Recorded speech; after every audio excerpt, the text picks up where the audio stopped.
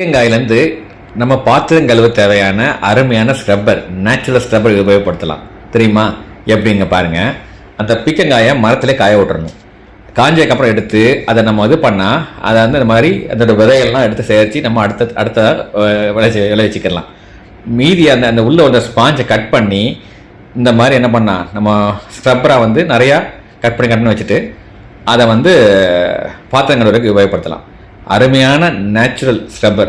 நம்ம வந்து தேவையான கெமிக்கல் யூஸ் பண்ணி அந்த மாதிரி ஸ்க்ரப்பர் யூஸ் பண்ணுறதுக்கு பதில் அங்கே பாருங்கள் எவ்வளோ அழகாக இந்த இதை வந்து நம்ம கட் பண்ணி பாத்திரம் கழுவுறதுக்கு கரையை போக்குறதுக்கு அவ்வளோ சிறப்பாக தேவைப்படும். மீதி உள்ளதை நம்ம வந்து கம்போஸ் பண்ணி மண்ணை வளம்படுத்தலாம், விதையை முளைக்கலாம். எவ்வளோ அருமையான விஷயம் பார்த்தீங்களா? இதைத்தான் நம்மளுடைய மனாலஜியை வந்து இங்கே செய்முறைப்படுத்தி காட்டியிருக்காங்க. நான் வந்து பயப்படுகிற ரெண்டே ஆளுங்கள் தான். ஒன்று கடவுள், இன்னொன்று நல்லவங்க. ஏன்னா நல்லவங்களை மனசை நோகடிக்க கூடாது, நல்லவங்களை துன்பத்தை ஏற்படுத்தக்கூடாது, நல்லவங்களுக்கு வந்து கஷ்டத்தை கொடுக்க கூடாது. நான் நல்லவங்க சாபம் பழிச்சு தங்க கிடைச்சிருச்சு, தங்க கிடைச்சிருச்சு, தங்க கிடைச்சிருச்சு. எங்கேடா தங்கம் கிடைச்சது? தங்கமே தங்கமே